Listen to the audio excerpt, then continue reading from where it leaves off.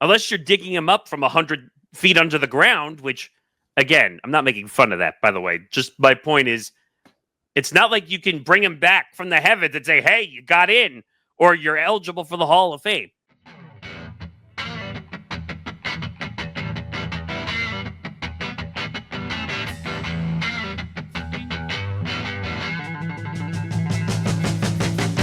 Welcome to episode 275 of Empty the Bench here on the Empty the Bench podcast network presented by Playback. He's Anthony Balester. I'm Nick Morgasen. Follow us on social media at ETB Sports, Twitter, Instagram, TikTok. Follow us on the network channels at ETB Network, Twitter, Instagram, TikTok. Follow our YouTube channel, youtube.com/ETB Network. Closer and closer to 1,000 subscribers. Please hit the subscribe button below this video. If you're watching on the video side, that would help us out immensely. And if you can't watch on the video side, listen to Empty the Bench wherever you get your podcast, whatever podcasting platform of choice, Spotify, Apple Podcasts, you know the deal by now. It's all there. Check out the ETB Network Substack, etbnetwork.substack.com. Update on this. All content is now free on the Substack side, so you don't have to worry about paying for any of it. It is 100% free, so anyone could go check out the content on there as well. And Empty the Bench is presented by Playback. Very busy on that platform, currently doing the NBA playoffs, Major League Baseball, and some other things we have coming up. That's why the show has been a little bit sporadic the last couple of weeks. I'll get into that in a minute. But check out our Playback platform, playback.tv/ETB Network. Listen on later on in the show to find out more. Okay, so it's been a little sporadic, like I said, with this show for the last couple of weeks. Nothing bad. Playback platform has been busy. We're doing a lot of content over there. The NBA playoffs have been going on. That's why we've been very all over the place. We've added a bunch of people to this network in the last month or so. So there's a lot going on. That's kind of the reason why the scheduling has been off for this show. But I think we are now back in the place where the show is going to be consistent again. So no more worries on that front. Anthony, how are we doing? Really good. We're right in the middle of NBA and NHL playoffs. We had a tremendous weekend in sports, and it's only going to get better. We're going to get closer and closer to conference, finals, and then ultimately the NBA finals. So we have a lot to discuss. I can't wait to get into it. Yeah. So, like our last episode, not as many topics, but there's some really good ones for this week. So make sure you watch the whole episode because this is going to be a good one. An unfortunate injury that happened this week, which is probably the end of a certain team's playoff chances. We'll get into that. Major League Baseball decides to drop the hammer, no pun intended, which we'll get into and why a lot of people have issues with Commissioner Rob Manfred in baseball. So we'll get into all that. The NBA draft lottery happened the other day. People are not happy about who got the number one overall pick. That has to do more with, I think, the way they do the draft lottery. You don't see a lot of professional sports doing draft lotteries anymore, and that kind of screws the teams that were in much worse shape than a Dallas Mavericks squad, which, if it wasn't for injuries, they probably wouldn't be as low as they are. But we'll get into that. We'll talk about Giannis Antetokounmpo, who we never thought was going to move.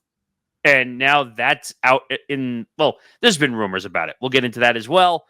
We'll talk the 2025 NBA playoffs and NHL playoffs, and that should take us to the whole episode because this is going to take a while. So let's get into topic number one. Per Shams Charania, this broke a couple days ago now. Boston Celtics star Jayson Tatum underwent surgery to repair a torn right Achilles tendon. Now, I don't know if you saw the injury, Anthony, when it happened, but we happened to be watching it in Playback. This looked really, really bad when it happened. Yeah, it definitely did not look good for Jayson Tatum, and it's very, very upsetting. Jayson Tatum has been a great guy. Not only has he been a great player, he's been a tremendous role model and a great player on and off the court. So, unfortunately, this couldn't have happened to a better guy.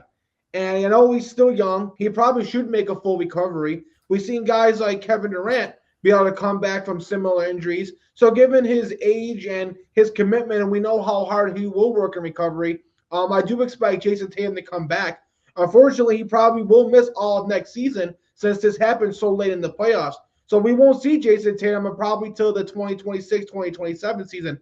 So that's unfortunate. He's one of probably the 4 or 5 best players and probably one of the 4 or 5 faces of the league. So it's definitely unfortunate, and I feel bad for a guy who's been one of the best players in the NBA. I mean, coming off a game 4 in the series against the Knicks where he scored 42 points. I mean, this guy is an unbelievable player. Let's just put it this way. An Achilles tendon injury is one of the toughest injuries to recover from in professional sports. It's not one of those things that's an easy recover. He's going to be on a rehab stint probably for over a year, and it's being compared to the other injury we saw earlier in the playoffs with Damian Lillard, who I think had an Achilles tendon injury also. So 2 big stars go down. I'm just going to say it now. Celtics fans are going to hate me, but whatever. That series is over. It's way beyond over. They're down 3-1. They weren't going to recover anyway. Even if they still had him, the odds of recovering from a 3-1 deficit are like 0. It just does not happen. And we'll break this series more down when we get to the NBA playoffs. But this series has just been a rout in a lot of ways. And now with Jayson Tatum being out, they have no chance. And talk about a contract that you now have to be worried about. Because I think him and Jaylen Brown both have contracts over $300 million plus. And the other thing that the Celtics are going to have to worry about in the offseason is the $500 million payroll that they're going to have to go through. They just went through new ownership as well. I forgot the guy's name, but he bought it for like $6 billion. I think we talked about that on one of our Substack episodes, but this is bad timing. Like, it's just really bad timing. Now, you can't assume an injury. Let me be very clear about that. But I hope this guy recovers because he, like you said, he's one of the best to ever do it currently. And the Celtics need him bad. Now, in my opinion, I think Jaylen Brown is more the leader of the team than Jayson Tatum. But Jayson Tatum is the offensive glue to this franchise to hold it together to play the way it does. Now, this also goes to show you that it's incredibly difficult to repeat as an NBA champion. Obviously, they won last year. It was going to be tough for them, even if they were healthy, to win this year. But do you think he makes the full recovery? I mean, now he is 27, like you said, so it's a lot easier to recover at 27 than it is to recover at 31, 32, like Damian Lillard, whose career could possibly be over after the way his injury took place. I don't know. It's a hardship, I guess, for a Celtics fan, right? Yeah, I definitely would say I would have more faith in Jayson Tatum making a full recovery. For one, he's a bigger player. The taller players, the guys who are the smaller guards, those guys have the tougher time coming back from torn Achilles because they rely so much on their explosiveness. With Jayson Tatum being 6'8", 6'9", being the shooter that he is, I think that makes it a little easier. I mean, like I said, Kevin Durant, a guy who we know is 6'9" to potentially 7 foot, who plays the small forward position, has come back from this injury before. And we also got to remember, Jayson Tatum is 7 to 8 years younger than what Damian Lillard is. So that's another reason why you have more faith in him being able to come back. But on the flip side, like I said, you're not going to get him back until the 2026-2027 season. And that's a lot of money to be spending on a roster that without Jayson Tatum is not going to be sniffing the NBA championship. I do think without Jayson Tatum, with the way the roster is currently constructed, they can be a second-round playoff team. But I think that's as far as they could possibly get. Now they're going to be in a weird situation to where, you probably can't contend for a championship next season. But what do you do with this roster? Do you kind of just pay the money out and just hope that maybe, in 2026, 2027, you go all in then? You're going to have to get somebody younger than Al Horford. Drew Holiday is getting a little on the older side as well. So you got some questions. Porzingis is constantly always hurt. So you got to question if you want him on the roster long term. So this is a team that's got some questions, and it wouldn't surprise me if they decide, hey, the way this team is constructed, it's not going to work now with Tatum being out for the next year, maybe year and a half. So let's maybe, not say rebuild, but kind of blow it up a little bit. And then maybe think maybe long term and maybe think, hey, let's try to win the second or third year Jayson Tatum comes back. Because if Jayson Tatum does make a full recovery, NBA players' prime isn't until 35 years old. So you still have a decent window with him and Jaylen Brown. And I think that's more important than trying to win right now. You got your championship last year. I think you got to be thinking more of 2 to 3 years down the road than the upcoming season. Yeah, like you said, like when you have a younger body, it makes it easier to recover from injuries. That always makes everything easier when it comes to injuries. But that tax number is coming up, and that is a major problem. And what I would compare it to is the Golden State Warriors when they had the big, well, I wouldn't call it a big three, but when they had Steph and Clay and Draymond and those guys, they were willing to eat the luxury tax number knowing that they were winning titles. I don't know if this is exactly the same situation because I think Golden State was built for the long term to win 3-4 titles like they did.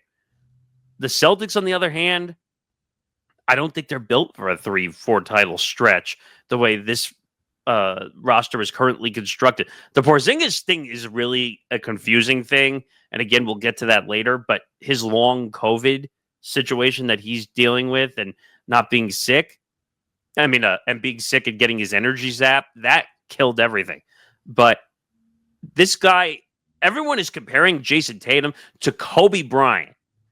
And I think we got to slow that one down a little bit because Kobe Bryant had a full Hall of Fame career and won a bunch of titles. Him and Shaq and the Kobe era and all that stuff. Can Jayson Tatum be that type of player? Yeah, he can be. But he's had some issues in the playoffs too, not being able to come through in the clutch. The way he finished that game, which game was the one that he threw the ball away in? I think it was game 2, I think at home. So I wouldn't say he's got the clutch gene as of much yet to really be compared to a Kobe or a LeBron or somebody else of that regard. But it's a catastrophic injury right now that they're dealing with. He's going to be out all of next year. We just got to put that on the table. So it's like you said, they got to decide, what the heck do we do in this upcoming season? Are we competing? Do we go out and get like a temporary star to put in the place to play with Jaylen Brown? Is it Jaylen Brown's team and we build around Jaylen Brown, even though I don't know if that's exactly the right way of going about it? There is some good pieces on the roster. Derek White's been great. Has he been in the starting rotation? Yeah, pretty much. He's been starting, but he was a second unit guy that kind of moved into the starting role.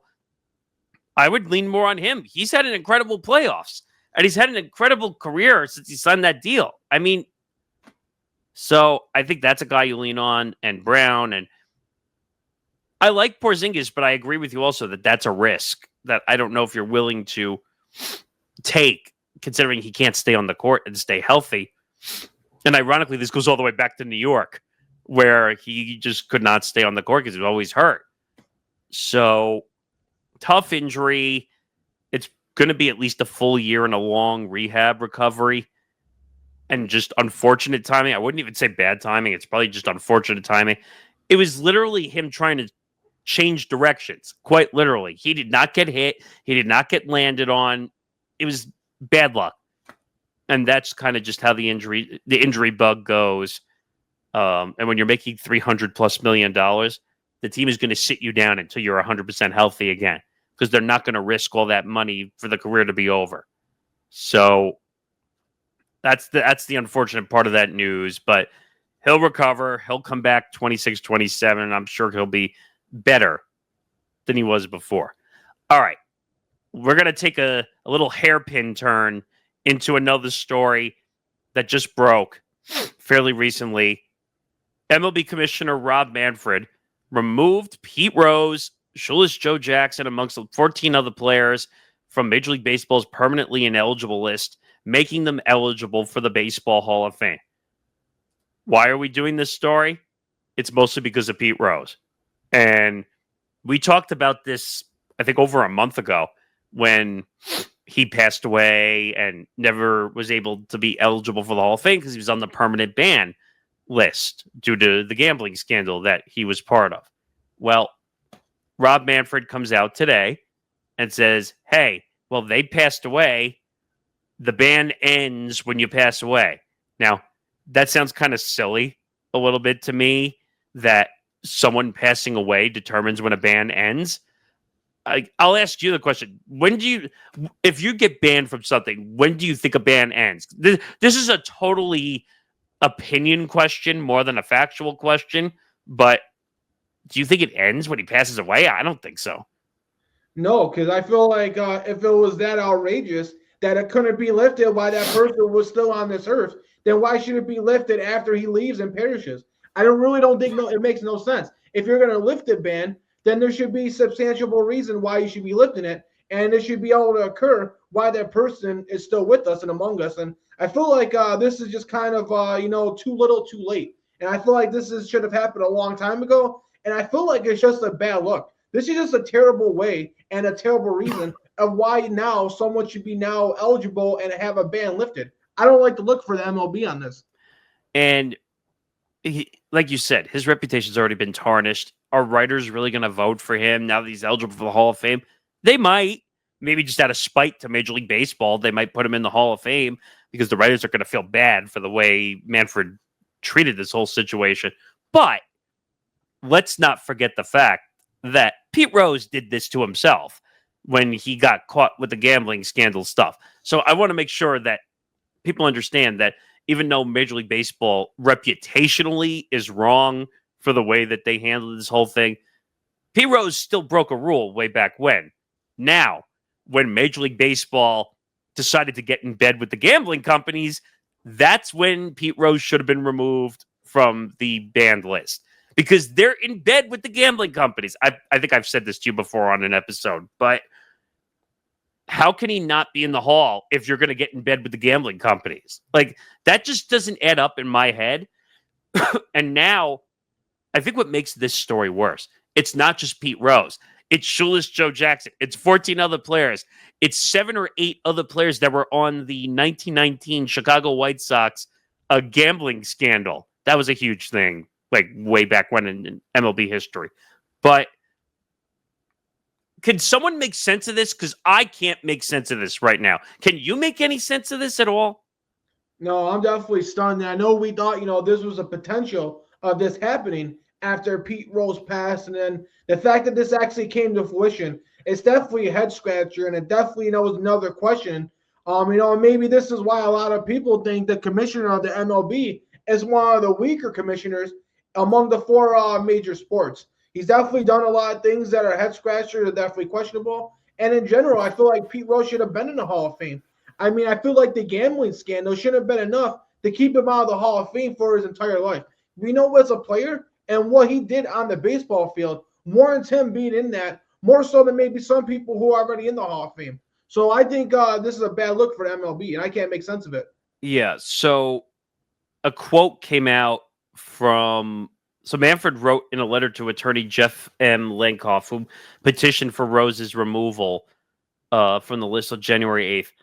Obviously, a person no longer with us cannot represent a threat to the integrity of the game.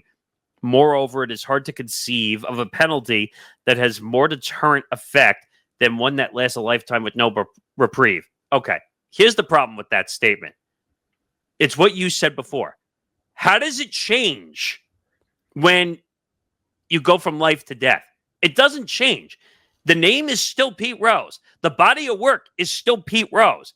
So I don't get what changed between being alive, having his career, retiring, being alive, dying, unfortunately, before he could get in the Hall of Fame.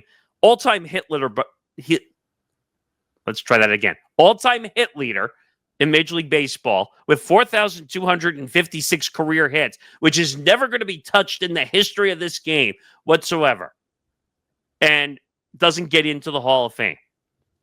Again, I will say this for the millionth time. Was he wrong for what he did? Yes, 100%. No one is questioning whether Pete Rose broke the rules. But the way this is now being done, and I'm wondering if this is a stunt by Major League Baseball in terms of, all right, like this is Rob. All right, guys, he passed away. Let's take him off the ineligible list. I mean, what does baseball have to gain by doing this? Reputation? PR? What do they have to gain here? I guess maybe they can finally say, "Oh, we finally did right by Pete Rose," but it was a little too little, too late.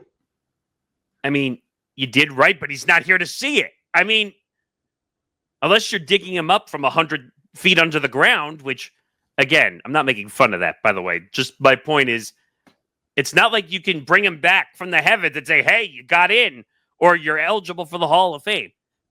Like, that was the one thing when he was still alive that he was begging forever to get reinstated into Major League Baseball. He was a big advocate for the game of baseball off the field, doing everything to help kids learn the game of baseball. And this is the bullshit that you pull after he dies to say, all right, we're done. Your ban is done. That's it. And it's not like you could say, oh, well, he's still here. He can go participate in Major League Baseball activities. Kind of a problem. Can't really do that anymore. And the lawyers petitioning, and that's all the political nonsense that's involved. But I don't know. I think Rob Manfred screwed this up, like in a big way. Like this should have been done 10, 15 years ago when he was still alive and kicking, had the chance to be voted in. And my gut is going to tell me, because now they're going to have to put him on the ballot now that he's back in Major League Baseball. I think he's going to get in. Yeah, I agree. I'm not sure. Maybe second or third attempt, but I definitely wouldn't be surprised if within the next 1 to 3 years, we see them vote him in. I could see this being a unanimous vote at one point, because people are going to say, screw you, Rob Manfred, and screw you, Major League Baseball, for the way you handled this situation. This was a simple fix many years ago, and Bud Selig didn't want to handle it. Rob Manfred did not want to handle it until now. And I guarantee you what happened is someone got in Rob Manfred's ear and said, all right, can we stop with the charade and the nonsense and just respect Pete Rose for what he is and just fix this whole situation? And like I started to say, what makes this worse is it wasn't just him. Like, if it was just him, I don't know if it would have been as big of a story, but Shoeless Joe Jackson and 14 other players, and like, he opened up the floodgates for now everybody to be reinstated into baseball. So now you're going to get everybody else who was not eligible is now going to get questioned. All right, he came in. Let's just open it for everybody to come in. And you know what? It's unfortunate the way this whole thing really happened. And I don't know. I don't know how to feel about it 100%. Like, I see quotes from his family saying that they're happy that he's back on the ballot and all that stuff, but it's like an invisible person. You don't know what to really expect here. So, P. Rose back on the ballot, kind of in awkward fashion, and we'll see what happens. I think he gets in. I think you think he's probably going to get in at some point. But it took all this BS many decades in between for it to finally happen. Empty the Bench is presented by Playback. Watching sports is more fun with others, but we spend too much of our time watching alone. Playback is a virtual space where communities can stream live sports together with everyone perfectly synced up. Creators can hop on stage, deliver their own play-by-play analysis and commentary, and invite viewers up for Q&A.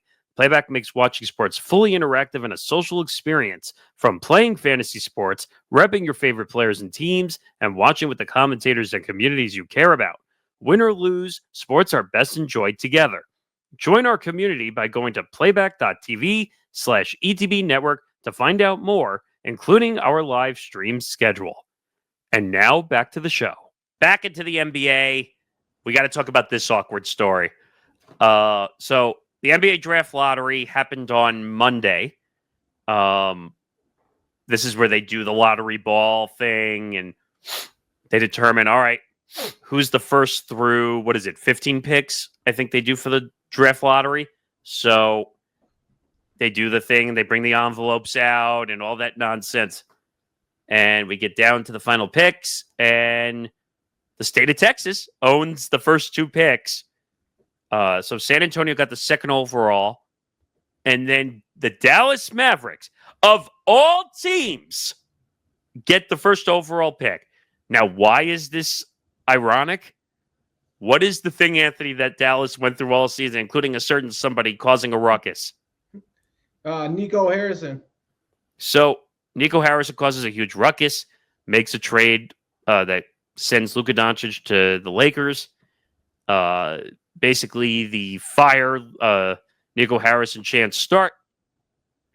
And it was so crazy. I don't know if you saw the tweets and stuff that went out. They were basically telling the fans we were in rebuild mode. And then as soon as they got the first overall pick, now they have a waiting list for tickets. Like, explain this. Because, like, my mind is blown in a lot of ways that you went from rebuild to wait list. Yeah, I guess the best way I could summarize this is the foolish get lucky. I guess at some point you got to get lucky, and it looked like Nico Harrison was maybe a year or 2 away from being jobless, being out of the league, and looking like the dumbest general manager in the NBA. Now all of a sudden you win the NBA draft lottery with a 1.8% chance, and now you get Cooper Flag, and you pretty much replace your superstar in Luka Doncic. And the difference is Cooper Flag is a guy who's known for playing both sides of the ball. So now it's like you bring in Anthony Davis, who's this great player when healthy. If he once he gets healthy, you still got Kyrie Irving. You got all these other good young players. Now you add in Cooper Flag. This is a team that now not only can compete now, but also can compete in the future. Now you got your future franchise leader, face of the team that can replace Luka Doncic. And honestly, the way I also looked at it is there's probably not a GM who didn't deserve this less than Nico Harrison. He didn't deserve this at all. He deserved to, reap what he sowed and have to deal with the Luka Doncic trade. Now he's going to be able to find us an escape route for this. But on the flip side, I don't think there's a fan base that deserves this more than the Dallas Mavericks fan base. What they had to go through, there was no hope in sight. And, I'm not a Mavericks fan, but if I was a fan, I would, sell my season tickets. What's the point of going in there to watch Anthony Davis get hurt or lose in the first or second round? And that Anthony Davis on the older side, you got no future outside of this.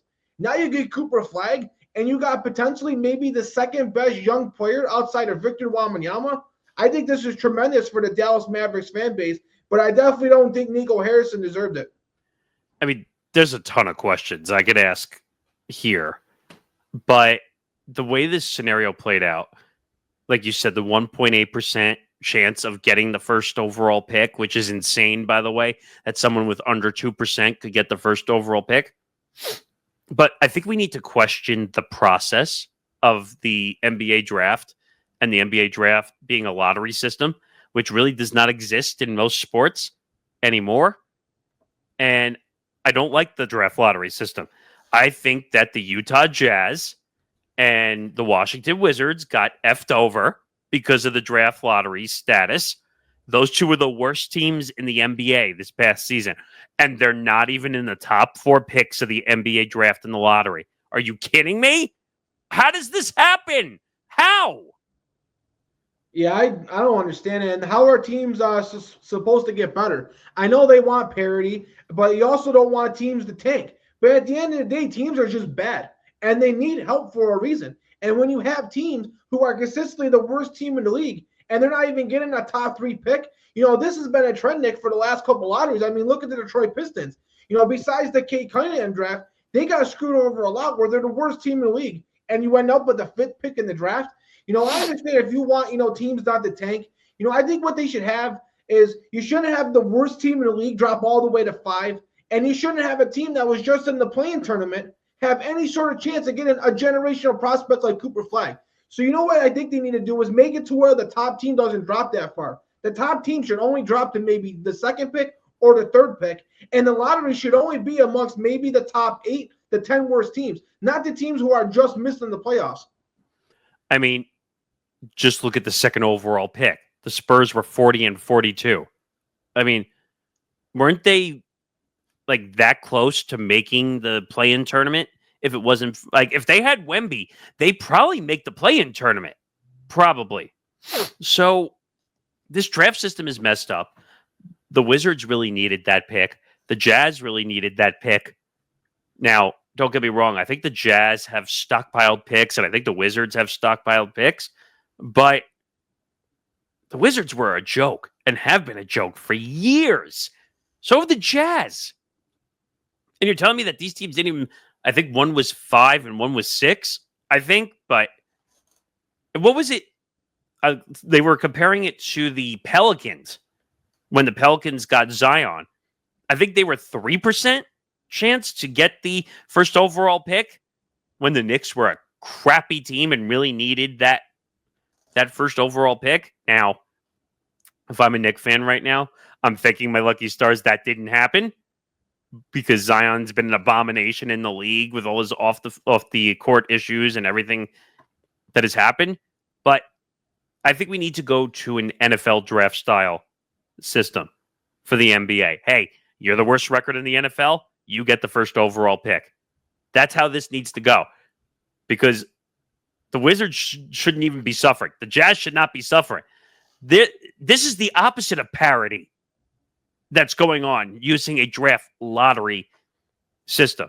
And then, I don't know if you heard this at all, but like you hear all these weird rumors going around about, oh, the draft lottery system is rigged. It's rigged. And I don't know. Did you see what LeBron tweeted out also? So LeBron apparently thinks that it was rigged when he got drafted to go to Cleveland. Now, that's a pretty staunch allegation to make without having any proof or evidence to back that up. And I just don't see someone rigging the NBA draft lottery. Yeah, I don't think it's rigged. And, I think it's funny when people say it's rigged, but I feel like there was probably 3 or 4 different teams that Cooper Flag would have went to, and they would have said it was rigged. If he would have went to the Spurs, they definitely would have said it was rigged. Oh, you get Victor Wembanyama and Cooper Flag, then you also got Tim Duncan and David Robinson. So, if he goes to Philadelphia, they would say, oh, it's rigged. You got Joel Embiid somehow. So I feel like it's a lose-lose for the NBA. And if it was really rigged, why would the NBA want, a star player like Zion to go to New Orleans Pelicans? Why would they want a star player like LeBron James to go to the Cleveland Cavaliers? Why does a team like the New York Knicks not win the lottery more often than they do? Yeah, they did get Patrick Ewing, but they don't win it as often as people want to make it to believe. So I don't think that it's rigged, but I definitely think some changes need to be made. And I agree with you, Nick. I think they should go to more of an NFL system. And I know the NFL, you need more than one player to change your franchise. So it's not as beneficial for you to tank. But the NFL doesn't have too bad of a tanking problem, and they never had a lottery. So I don't necessarily think that you have to have a lottery. And the one last thing I'll say about this, Nick, is when I was watching this, I definitely got real excited because the one team I wanted to see Cooper Flag go to the most, and yes, I do think maybe Dallas gives them the best chance of success. But just as an NBA fan, I just want to see him go to the Spurs, man. To see him with Victor Wembanyama, I mean, that would have been absolutely exciting. I know it wouldn't have been fair for the rest of the NBA, but it definitely would have been exciting to watch. I mean, don't forget De'Aaron Fox when healthy. Like that would have been that almost would have been a big 3 almost in a sense. Now, we don't know what Cooper Flag is going to be until he steps on an NBA court, but the way Dallas is way more ready than people want to give them credit for. Also, they did have the most injury-prone roster in the NBA last year. That didn't help them. And if you remember, I think we discussed it a couple weeks ago that they fired the full medical staff of the Dallas Mavericks because what did they have, like 12 or 15 injuries like all year? Like they could not keep a roster on the court. That's how bad they were struggling with injuries. And that includes Kyrie Irving when who you have no idea where he is mentally half the time. And like you said, you mentioned Anthony Davis, where I think he's going to get to AARP before he gets back to playing a full season on court. But I guess it makes sense a little bit because they can kind of replenish with a big young star that could really help. But I agree with you on the point. Like, if he had ended up in Philadelphia, that would have been insane. Like, just in a lot of ways. Now, I don't think that roster would have ever won anything because Paul George and Joel Embiid will never be healthy together when it counts. Now, I was like begging and hoping and pleading that my Nets would get higher up in that draft board. But I think they got 8th overall, I think. But they're right outside like the top 5 players, which actually I heard were really good so far in this draft. But I understand why people are upset because a draft lottery just doesn't make sense in professional sports anymore. It takes away from a team that really needs help that is going to get screwed. The Knicks got screwed when the Pelicans won. The Pelicans, I think, were a playoff team, I think, or close to a playoff team when the Knicks were basically in tank mode for a few seasons in a row. So, I don't know. Like, the draft lottery is an interesting thing, and I never understood how they determine how many lottery balls they get when they figure them out. They didn't even do the lottery thing. Like, usually they reach in. They had them all in envelopes. That kind of took away from some of the fun of it when watching. And I think they have, like, Ernest and Young doing all the sanctuary stuff to make sure it's legal and all that stuff. But I don't know. So Dallas wins the draft lottery. They get what they want. Oh, the last question I wanted to ask was, and you're going to think this is a silly question, but could you see Nico Harrison not draft Cooper Flagg? No, there's no way. I mean, if he did that, I mean, if he was already getting threats now, I feel like if he does that, he won't be able to step foot in the state of Texas. But I'm saying, like, could you put it past Nico Harrison to say, either I trade the pick or I go and I get somebody else? No, when you trade away Luka Doncic unexpectedly, you can't put anything past Nico Harrison, whether that's trading the pick or drafting somebody else. It seems like it would be Cooper Flagg, but you never know when it comes to Nico Harrison. Now, the one thing I would say that's in Nico Harrison's favor, he probably could get a shitload if he traded that number 1 overall pick, knowing that it's going to be Cooper Flagg. He could probably get a particular player that we're going to be talking about pretty soon. Actually, you know what? Since we're talking about that, let's go right into that, actually. So, Giannis Antetokounmpo exploring his future. This has been out here for what, the past season or past year or so.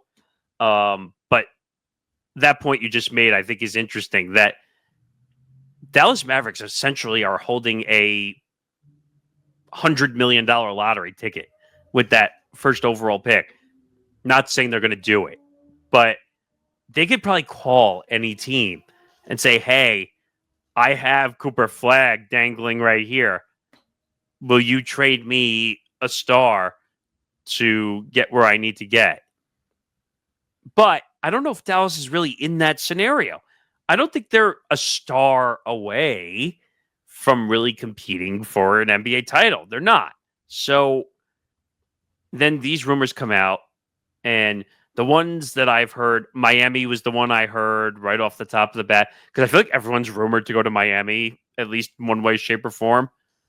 I heard the Nets. I don't know if I really want that right now, though, because I feel like we're in a rebuild mode. And then I heard OKC. That was the most interesting one I heard. Imagine him in SGA.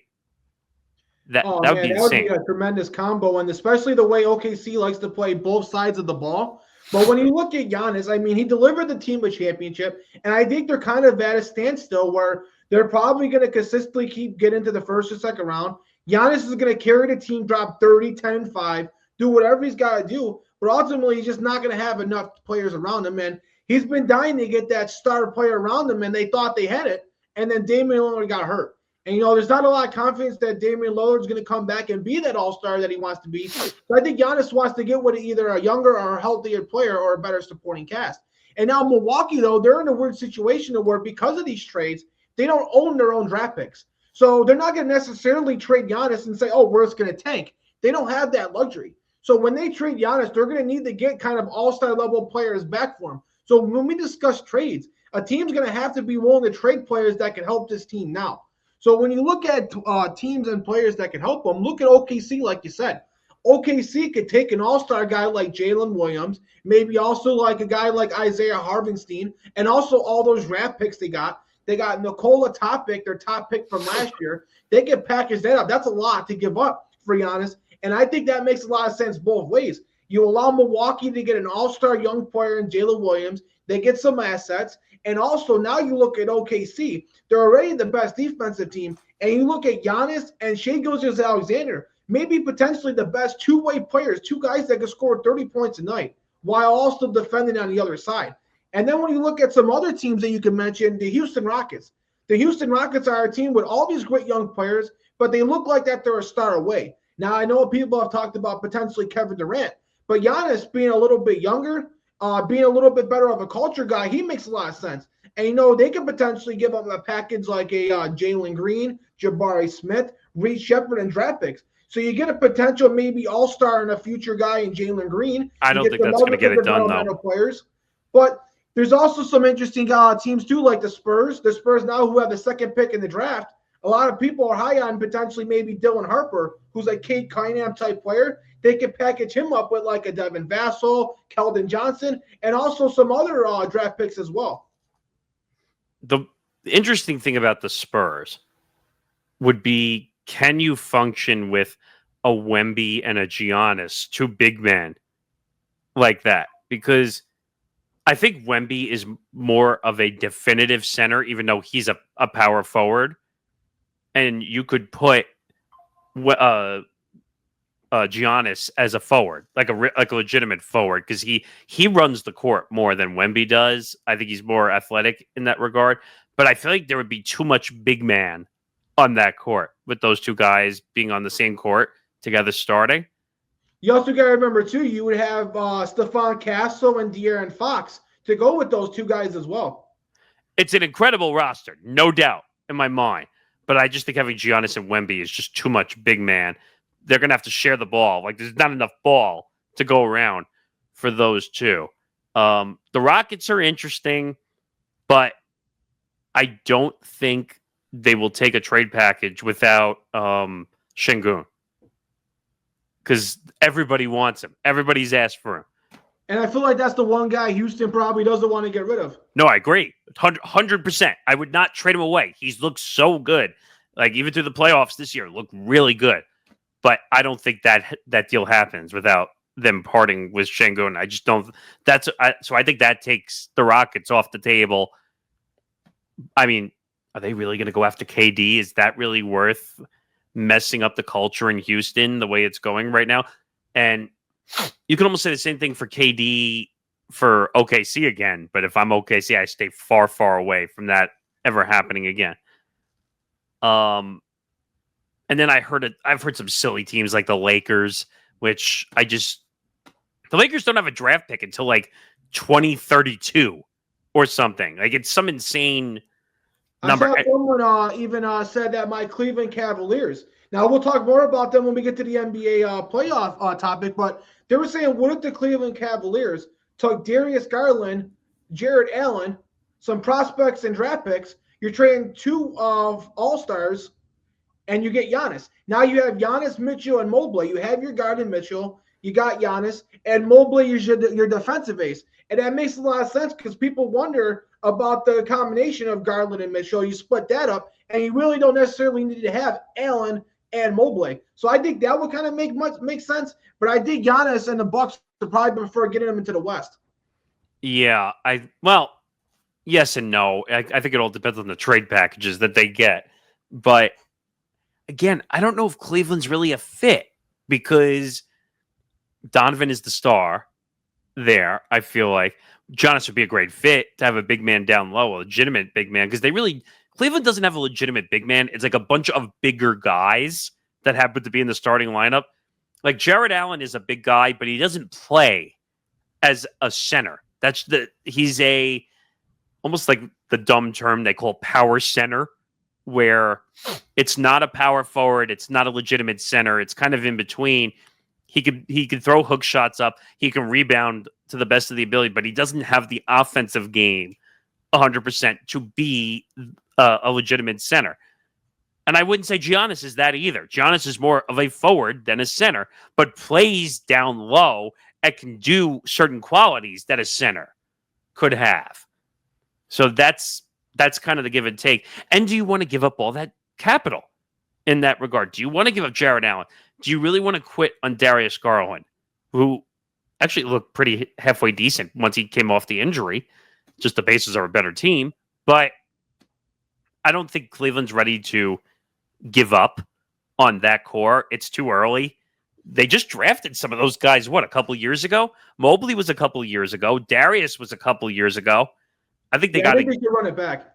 I think they got to run that back for a few years and let it kind of fester and build like what OKC did. Now that they're finally number 1 overall seed and they're building. Now, what I will say is, since they got bounced as a 1 seed last year, which did not look good last year, and that could happen again this year, depending on how the outcome with the Denver series goes. And by the way, if they get bounced as a 1 seed again, they deserve to be shit upon again if they get bounced as a 1 seed, because you did all the work. You had the best record. I think they were 68-14 in the regular season, best record in the NBA, and you don't get past and you don't make it to the semifinals. I mean, or the conference finals, and you have nothing to show for it. I mean, that's a disaster, right? If they don't make it to the conference finals. Oh, 100%. They definitely got to make it next year. But I'm talking about this year. It would be a disaster if they got bounced again. Oh, yeah. So they got to win. They got to win that series. Don't get me wrong. Denver's not a bad team, but they're not the team that they were in 2022 where everything was clicking and they won. So they got to win that series. All right. Since we're talking about it, let's go right into it. So 2025 NBA playoffs have been a unique one, to say the least. I don't know if you saw that stat that happened for the first time in the NBA playoffs, that the road team won all game ones. Or actually, it was all game ones and all game twos, right? They all won the first 2 games on the road, right? Yeah, I'm pretty sure. I know it was definitely a big game 1. So that was incredible, by the way the semifinals have gone. The Knicks won both games in Boston. That was probably the shocker of all of the NBA playoffs. Because everyone, I don't know if you saw the gambling odds for that series. The Celtics were a minus 900 favorite to win that series. So they're basically telling you don't even go anywhere near the Knicks for that series. And basically, I've never seen 2 20-point leads get blown back-to-back. But what do you think about those 2 games in that series first? Yeah, that series has been absolute bonkers. And, honestly, the Celtics could have won all these games, and the Celtics could have easily won in a sweep. But what happens is they have these leads, and the Knicks are just gritty. They stay, within the game. They don't let it get too far ahead of them. And then when you get into the fourth quarter and it's a couple possession games, Jalen Brunson really, really clutches up. And this is why Jalen Brunson has been the best clutch player in the NBA. And the Celtics, on the flip side, have been making really bad and crucial mistakes down the stretch. And that's why, they're in the position that they're in. So, if you look at their win probability in all their losses, the Celtics had over a 90% win probability at some point in each one of those games. And they let the Knicks come back and win. So you got to give the Knicks credit, but you also got to give the Celtics some blame for them giving these games away. And now, being down 3-1 and now with the Jayson Tatum injury, there's no coming back from this. New York Knicks fans are obviously going crazy. They've been waiting a long time for this team to be competitive. Obviously, they've earned it. Jalen Brunson, was doing this last year and then unfortunately got hurt. So maybe they would have went to the conference finals last year had he not got hurt too. So this is a Knicks team with him and Karl-Anthony Towns. The way they play in clutch time is a team that you don't want to see. I mean, you hit it right on the head. Jalen Brunson has been incredible so far for the Knicks in these playoffs. And if they go as far as they do, it's going to be on the shoulders of Jalen Brunson. Because if he goes down with a serious injury, they're cooked if he goes down and doesn't get up, like the way that Dame and Jayson Tatum, if he goes down, they're done. And because don't get me wrong, I like Karl Anthony Towns. He's finally coming through and being the clutch playoff guy that Minnesota was looking for. And finally, I mean, he was playing big man bully ball in this series. Like, we've been waiting for this to finally happen. And it finally is.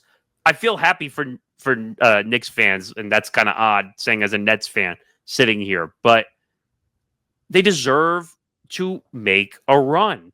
And now they're definitely going into they're going to make the conference finals. Now, who are they going to play? That's the next big thing. Now, I think that unfortunately that series is over, but talking about your Cavs playing the Pacers, again, Pacers win both games on the road. A little bit of bad luck, I would say, in, what was it, game 2? That Halliburton gets the rebound off the missed free throw and hits the 3. And I would chalk up game 2 to bad luck. I can't even blame them for that. And that was with the injuries, too. Yeah, that was when Darius Garland, DeAndre Hunter, and Evan Mobley were out. And I think the way I could sum up this series is I feel like game 1 was, the Pacers just came in there and upsetted the Cavs. They came out there and played gritty and won the game. And then game 2 was the game that should have been the Cavs, even with those injuries. Halliburton got the game-winning shot and maybe proved that maybe he's not the overrated player that everybody thought. Then you seen the Cavaliers get healthy. Game 3, they absolutely seemed like they blew out the Pacers. Seemed like it was going to be the old Cavs team. And then game 4, Evan Mobley and Garland did not seem like the same players that they were in the regular season. So it seems like those injuries are coming up. And Donovan Mitchell, who basically for the first 3 games put this team on his back, just seemed fatigued and then also rolled his ankle too. So I just feel like this is a team that was great in the regular season and then unfortunately got punched in the mouth and got injuries at the worst time. But we also got to respect the Indiana Pacers. This is a team that no one respects, but they were just in the Eastern Conference Finals last year, and now they're going to be in back-to-back Eastern Conference Finals most likely. Tyrese Halliburton is one of the best passers and one of the best all-around players in the NBA. This team has depth. This team can play defense. This team can shoot threes. So this is a team that I don't think no longer can be underrated. Yeah, this Pacers team has shown longevity. I would say that's one of the words I really think of with this team.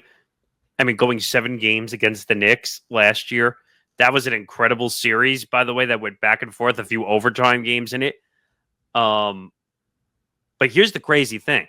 So everybody had a stamp on Cleveland and Boston making the Eastern Conference semifinals. And we're going to get the complete opposite. And we're going to get Pacers Knicks in the Eastern Conference Finals, which nobody expected. By the way, New York is going to be an insane show once they keep climbing up. And if they eventually make the finals, forget it. New York is going to be rolling, buzzing if they make the finals. Now, the Pacers, I think, are a little unbeatable right now. I think that they're the hottest team right now in the playoffs. Just looking at that team, Tyrese Halliburton, by the way, just to go back to that series. Did you read the stat that he is one of the more clutch guys in the last 2 minutes of a game?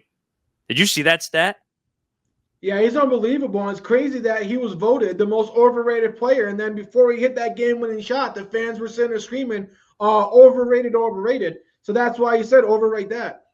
Yeah, and I see that shot. We're watching that game on Playback too. And I said, watch, he's going to hit a shot. He's going to ice in his veins. He's going to swish and completely just swishes a shot, doesn't hit a rim, whatever. And I said, this is insane. Pacers go into Cleveland, win the first 2 games on the road. Obviously, they lost game 3 because you knew Cleveland was going to come through at some point and win a game. But the Pacers are just too much. Too much. And I think the injury bug is going to kill Cleveland a little bit here. Donovan had an incredible series. He had close to 50 points. Which game was the close to 50-point game?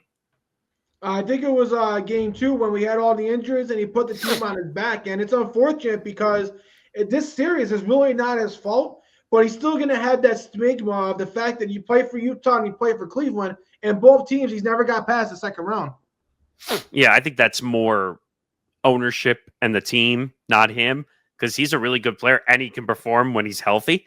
By the way, that scary incident where at the end of, I forgot what game, I think it was game 3, right? Where the missed free throw and the alley-oop that almost took him out. That was a little scary watching that go down, but excuse me, but he got up. And actually, that game is going on currently as we record this. But we'll see if that series is still on by the time we come back. But just looking at the rest, Timberwolves, Warriors, the Steph Curry injury is going to blow this whole series up. And unfortunately, it did. I always thought the Timberwolves were a much better team than people give credit for. Did anyone really think that the Lakers were going to beat the Timberwolves? No. The Timberwolves were the better team. That's why the seeds mean 0. They mean nothing. Seeds are basically just for records at the end of the regular season. Anthony Edwards is a stud, and I will say that for many years to come. And that team is finally finding all the role players needed and necessary. Golden State is old. They have a lot of issues going on. Steph Curry is basically done for the series. Jimmy Butler, by the way, who they brought in to be the sidekick, to come in, and they said, oh, well, he can take over the scoring. Ever since Steph went out, he's being passive. He doesn't want to score. Like, what do you make of Jimmy Butler being passive? I think he got accustomed to playing with Steph Curry over the last few months. And like you said, this team was designed and built around Steph Curry. So without Steph Curry, they're not going to be able to succeed. I do think if Steph Curry was healthy, the combination of him and Jimmy Butler with the rest of this roster with some of the young players and Draymond Green, they could win this series and potentially at least push it to 7. If not, with the way Anthony Edwards is playing, who's pretty much been one of probably the top 3 players in the entire playoffs, to go along with the way Julius Randle has really stepped up in these playoffs. The Minnesota Timberwolves look like they're about to go back to the conference finals again. And then on the other series that we didn't mention, the other one in the West, looks like OKC. Obviously, the series is tied 2-2, but defensively, they've been doing a really good job slowing down Jokic, frustrating him. They've been making Jokic miss shots, and it's because OKC is the best defensive team by far. They're number 1 in almost every single statistical stat. Every time Jokic touches the ball, they're all over him. And then when he dishes out the pass, a lot of his players aren't making shots. Now, I know in the first couple of games they look better. Aaron Gordon has stepped up. But OKC looks like it's their series to lose, and OKC should win this and move on the way they've been playing defensively. See, it's like I said before, I'm not 100% confident in OKC, even though they're the 1 seed, because, again, we saw them get bounced as the number 1 overall seed last year. I won't count the Nuggets out until the series ends officially, because I think having Jokic, Jamal Murray, and Aaron Gordon, and, I mean, there is some question marks with Michael Porter Jr. and his shoulder situation, but those 3 guys alone, like, until I see triple zeros in an elimination game, I'm not willing to say Denver is out of that series, because Denver could totally steamroll OKC and end their series. But the Thunder, this is probably a better Thunder team than they were last year by far. So I think I could seriously see this going 7, by the way, and just going back and forth. And I could see OKC winning on their home floor, because these 2 teams are very home team dependent. Also, they're not. I mean, I shouldn't even say that about OKC because they only had 14 losses, but they're more home dependent. They play better at home. So the way I see it as Timberwolves Thunder. I think Thunder will win in 7, and then the Pacers are going to pull that series out one way or another, whether it's currently or at some point in the series. And so it'll be Knicks, Pacers, Timberwolves, Thunder. That's going to be intriguing. Those 2 matchups coming up. Unfortunately, I think the Pacers are a buzzsaw, and I don't think the Knicks are going to be able to keep up with the Pacers. I think the Pacers are an incredibly great offensive team.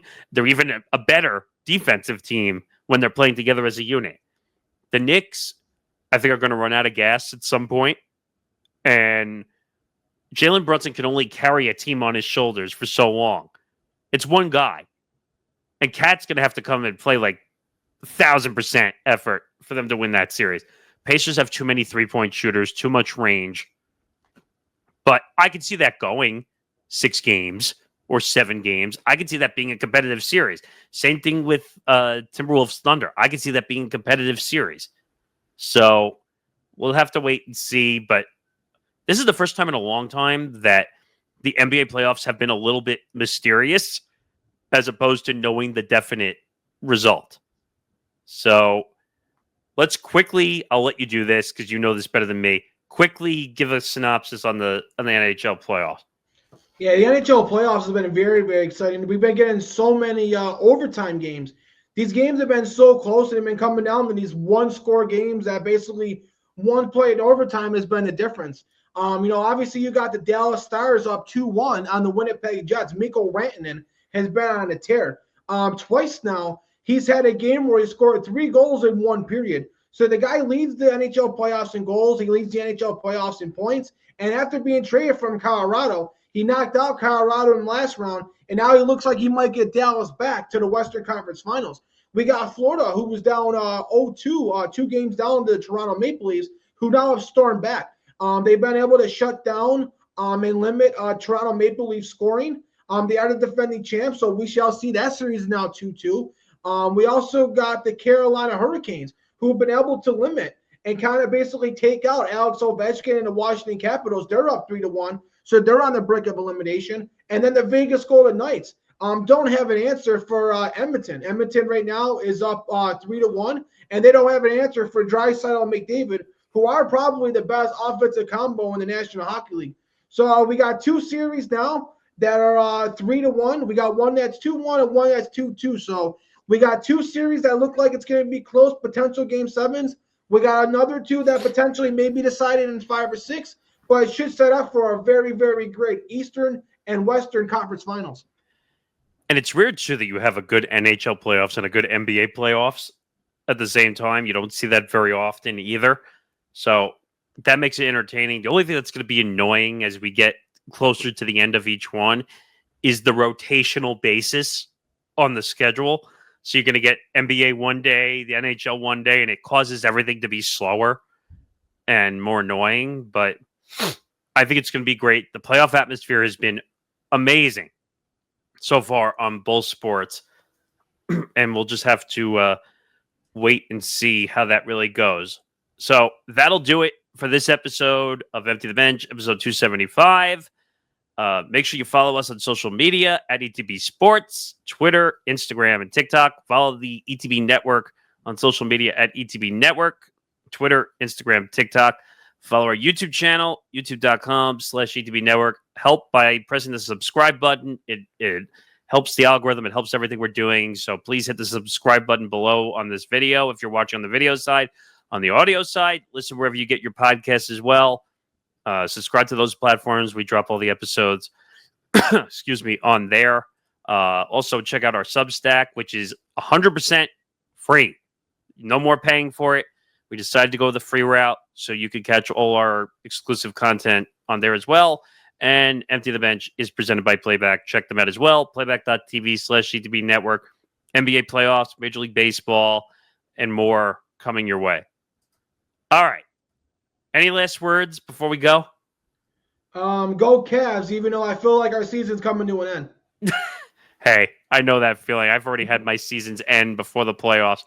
So at least you're in the hunt, unlike some of my teams that never make it. So, oh well.